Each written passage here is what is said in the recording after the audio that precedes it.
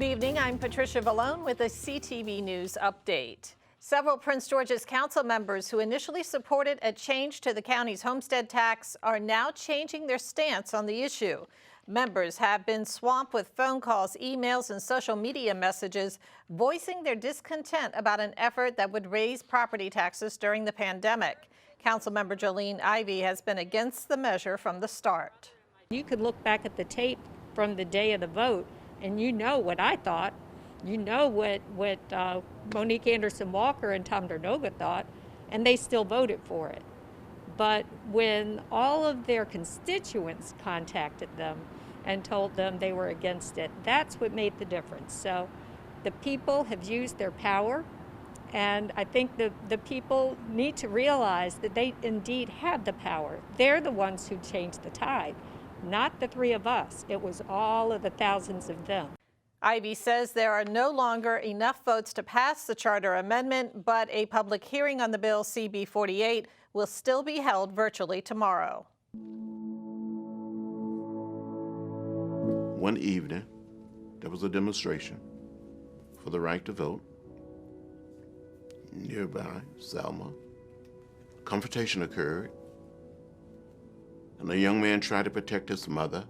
He was shot in the stomach, and a few days later, he died at a local hospital in Selma. We made a decision to attempt to march from Selma to Montgomery, to dramatize to the nation and to the world that people of color wanted to register to vote.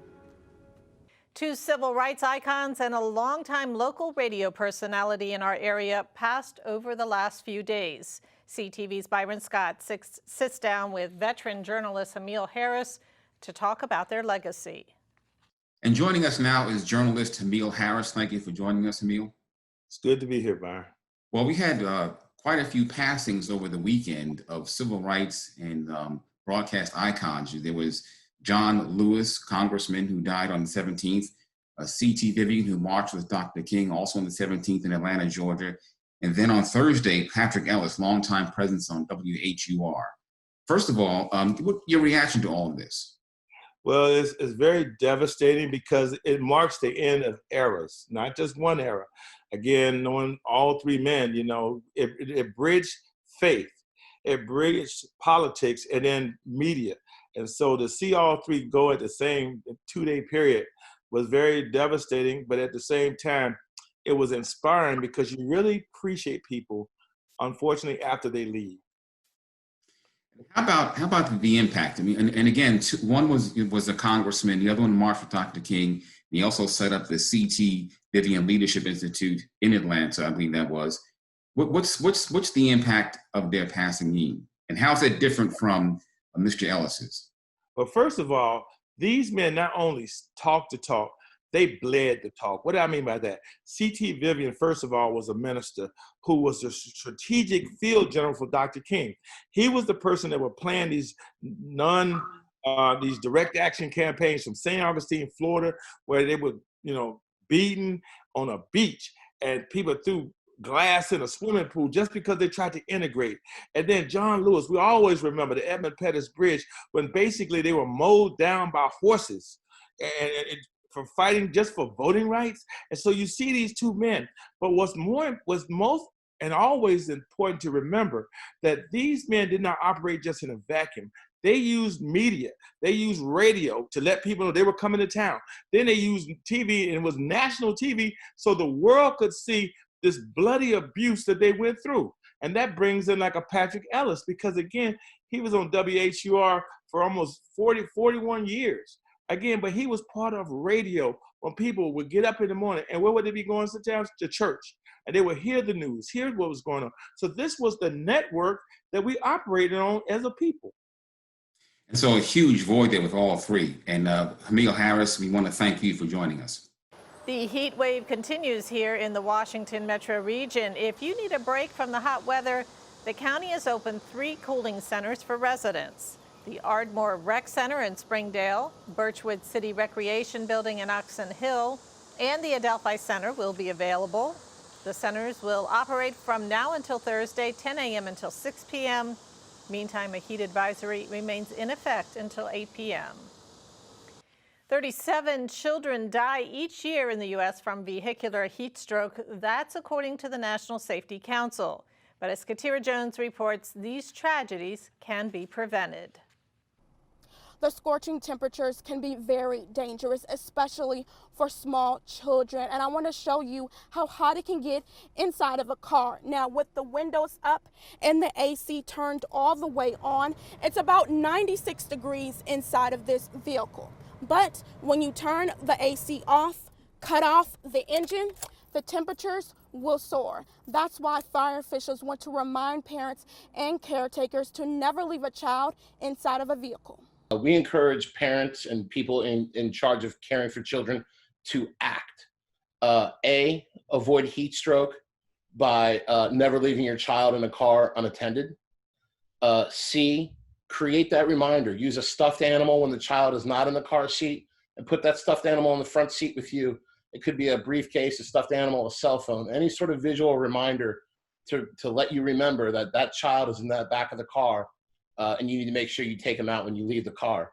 And T, the T in act is to take action. When you see a child left alone in a car, call 911.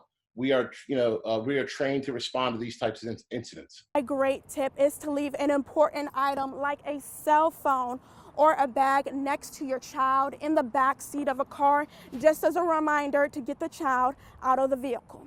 Reporting in Largo, Katira Jones, CTV News. Hundreds of Montgomery County teachers are battling leaders over their plan to reopen schools for the next academic year. Although the system plans to begin virtual learning, it is supposed to reevaluate plans every 2 to 4 weeks. In a recent statement, the Montgomery County Education Association said the school system's plan is, quote, wholly inadequate to protect the health and safety of students and staff. Lisa Gutman, an elementary art school teacher in the district, agrees. We're being forced to fight for the lives of our students, and we're being forced to fight for the lives of ourselves and our families. And that should not be our focus right now. We shouldn't have to worry about every few minutes being reevaluated.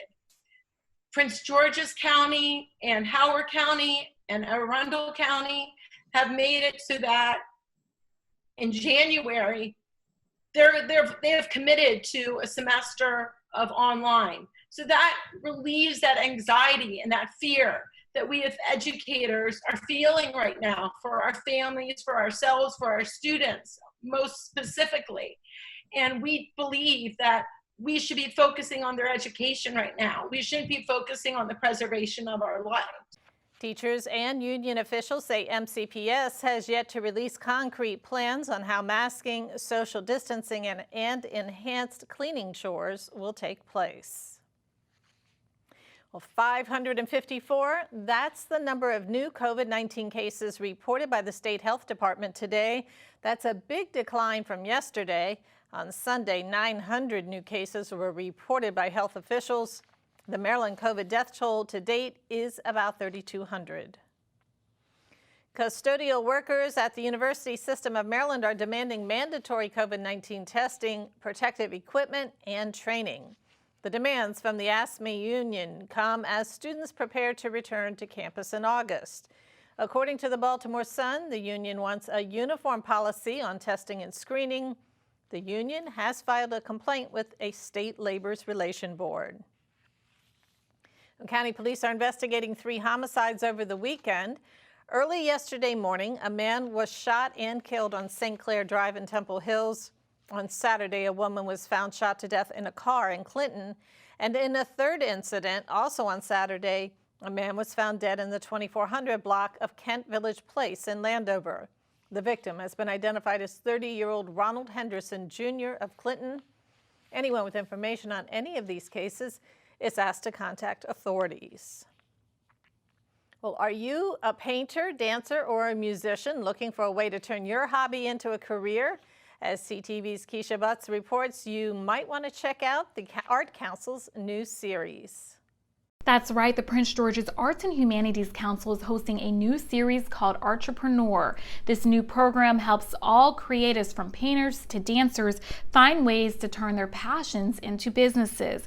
We recently spoke with Malik Lee with the Arts Council, who says an event like this can help all artists during the pandemic. In the performing arts, we don't have an audience in the theater, and the visual arts, we don't have an audience in the gallery. However, we can really use the opportunity to take advantage of this virtual landscape, to share our artistry virtually, and to ensure that we're doing it in a way that's lucrative and that's beneficial to us fiscally. So I think there is grand opportunity here in this COVID moment.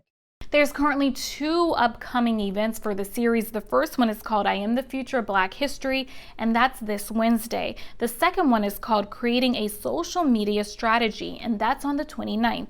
For more information or to register, visit pgah.org. This is Keisha Butts with CTV News. Major news from the sports world. The region's annual Marine Corps Marathon has been canceled. For the first time in its 45-year history, the marathon will not be held. Organizers reluctantly canceled the event due to the pandemic. Similar events around the country have been called off. Meantime, on a baseball note, the Washington Nationals, the reigning World Series champions, take to the diamond. The Nats take on the Orioles tonight in the first of a 2-game series. The exhibition games tonight and tomorrow will be broadcast on MASN. And that is all for us tonight. Thanks for watching. Join us again tomorrow at 4:30. Have a great evening. For the latest information on COVID-19 in Maryland, visit the State Health Department website. That's health.maryland.gov. Again, health.maryland.gov. Click the link to the COVID-19 information portal. There you'll find all the latest information about coronavirus. You'll find daily updates on cases and fatalities. Answers to questions about testing and the governor's stay-at-home order are available as well. For specific information about Prince George's, visit princegeorgescountymd.gov. That's princegeorgescountymd.gov. The site offers information about local services for residents and businesses. There's a link for COVID-19 relief donations. Also, food pantry locations are listed. And if you have any questions, call the county COVID-19 hotline at 301-883-6627. That's 301-883-6627.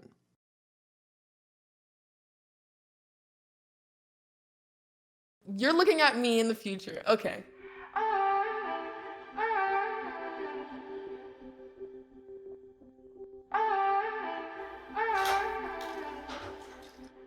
Hi, Isaac. Hi. Wait a second. Do you know who I am? Julia. This is Jaina. Into the future. I just wanted to talk to you about what happened with those 2 girls. Oh, yeah. Do you remember it was this girl that I was getting bullied by That one day at PE when they were like yelling at me, and then you just linked arms with me.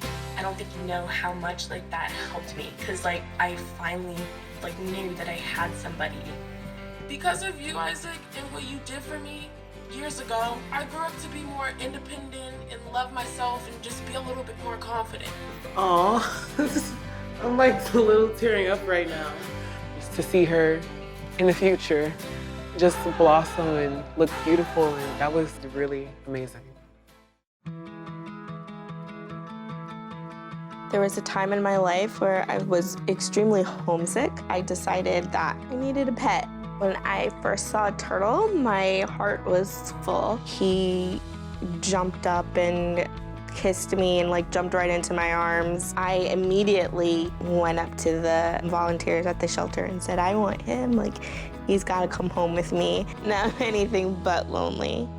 Every day with Turtle is a perfect day and keeps me company when I'm doing schoolwork. I like it when he jumps up on the table too. He is a veggie thief. He's an incredible companion and my best friend.